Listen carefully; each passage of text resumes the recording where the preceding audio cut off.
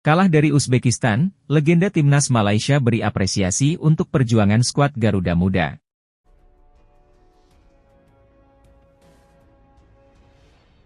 Timnas U23 Indonesia kalah dari Uzbekistan dalam laga semifinal Piala Asia U23 2024 dengan skor 0-2. Meski demikian, legenda timnas Malaysia, Safei Salih tetap memberi pujian kepada Garuda Muda.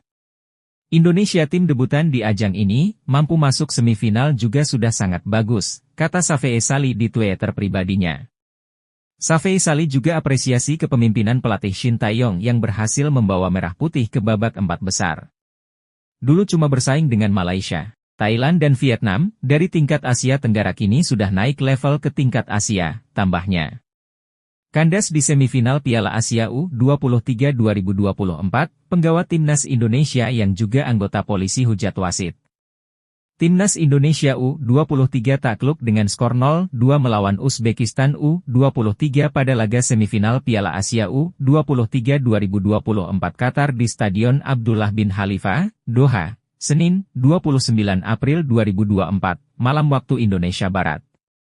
Pada laga ini, Shen Yinhao menganulir gol Muhammad Ferrari pada menit ke-63, momen saat timnas Indonesia U23 sebenarnya bisa mengungguli Uzbekistan 1-0. Usai pertandingan, Muhammad Ferrari sendiri tak bisa menyembunyikan kekecewaannya. Dalam wawancara pasca pertandingan, bek Persija Jakarta yang juga anggota kepolisian itu melontarkan kritikan keras pada sang pengadil.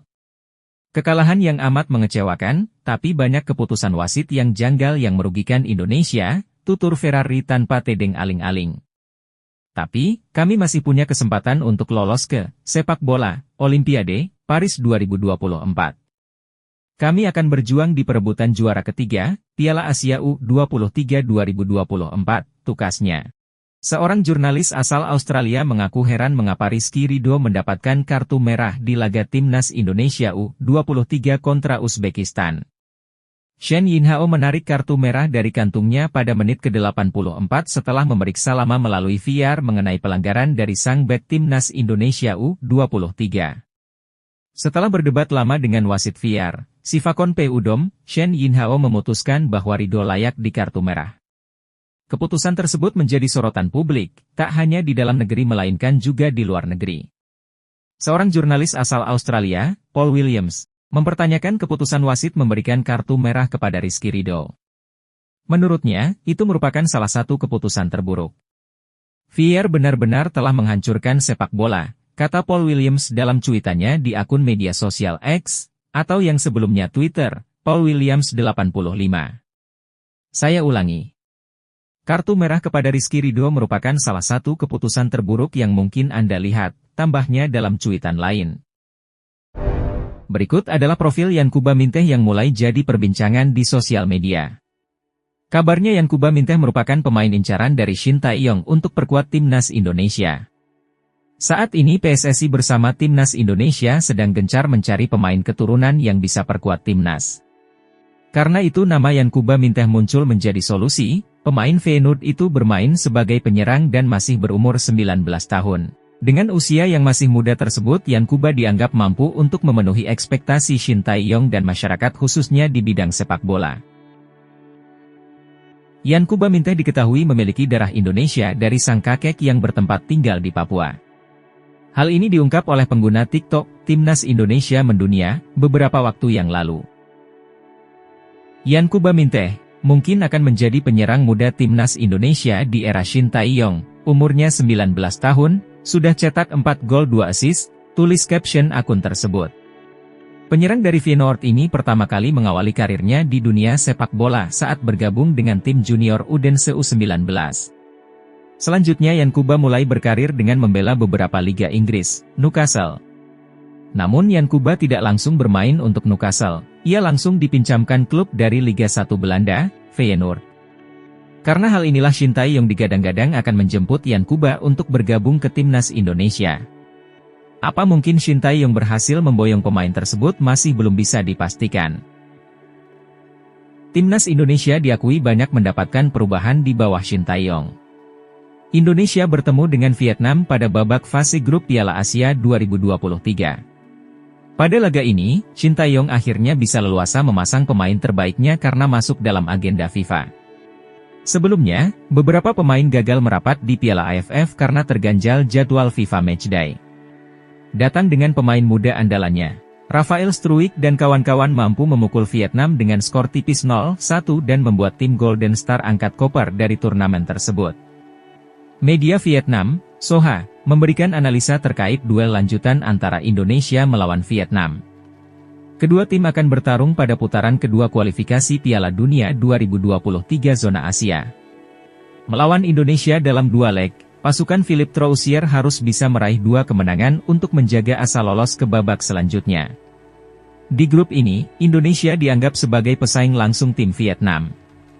Oleh karena itu, 2 konfrontasi dengan lawan asal negeri ribuan pulau itu merupakan laga yang harus dimenangkan oleh tim Vietnam, tulis laporan Soha. Masih dalam sumber yang sama, Indonesia sudah jauh berbeda dari pertemuan terakhir melawan Vietnam. Salah satu yang terlihat adalah aspek mental yang mulai meningkat saat menghadapi tim kuat. Terkait masalah ini, Shin Tae-yong sudah berulang kali menjelaskan bahwa untuk memperkuat mental semua pemain harus memiliki fisik kuat. Kondisi ini membuat sesi latihan skuad Garuda selalu diisi banyak sesi fisik agar pemain bisa terus berkembang. Indonesia bukan lagi lawan yang mudah diintimidasi, saat menghadapi tim Vietnam, lawannya sudah mengalami kemajuan. Sedangkan tim Vietnam sedang dalam masa sulit di bawah asuhan pelatih Troussier. Kalah dari Indonesia di Piala Asia 2023 jadi sinyal peringatan untuk 2 pertandingan Maret mendatang, lanjut laporan tersebut. Kegagalan itu pun menyebabkan pelatih Troussier menghadapi banyak tekanan. Bahkan jika tim Vietnam tidak bisa melunasi hutangnya kepada Indonesia di kualifikasi Piala Dunia 2026, pelatih asal Prancis itu berisiko tidak bisa mempertahankan posisinya, tutup Soha. Legenda timnas Indonesia, Boas Salosa beri respon soal keinginan Yankuba Minteh, striker keturunan Papua bela timnas Indonesia. Berikut ini respon Boas Salosa terhadap keinginan salah satu pemain keturunan Papua yang ingin membela timnas Indonesia. Adapun pemain yang dimaksud adalah striker muda Feyenoord yang bermain untuk Eredivisie Belanda. Bermain di kasta tertinggi sepak bola Belanda, membuat pernyataan Yankuba Minteh mendapat sorotan dari legenda timnas Indonesia yang merupakan pemain asli Papua. Yankuba Minteh memang jadi salah satu nama pemain keturunan baru yang mungkin bisa membela timnas Indonesia. Pemain yang memiliki pengalaman di salah satu kompetisi terbaik di Eropa ini pasti akan dinantikan untuk membela timnas Indonesia. Namun untuk membela timnas Indonesia, Yankuba Minteh sendiri harus menempuh jalur naturalisasi. Legenda timnas Indonesia asal Papua, Boas Salosa, mengaku terbuka dengan adanya pemain berdarah Papua yang ingin membela timnas Indonesia. Kemungkinan ini juga terbuka untuk para pemain lain yang memiliki darah Indonesia sesuai regulasi FIFA.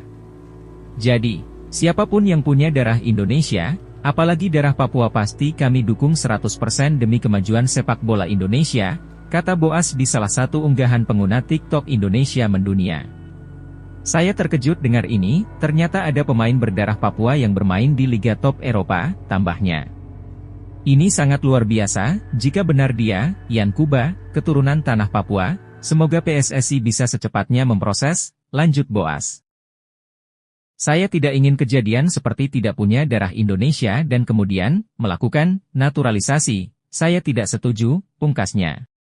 Sebelumnya pemain berusia 19 tahun tersebut menyebut bahwa membela timnas Indonesia bakal jadi hal yang menyenangkan.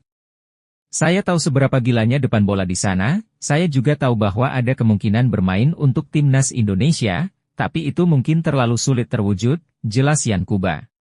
Ini sangat bagus, tapi saya belum ada pikiran sampai situ, saya harus melihat ke depannya, saya sudah nyaman di sini, Gambia, tambahnya.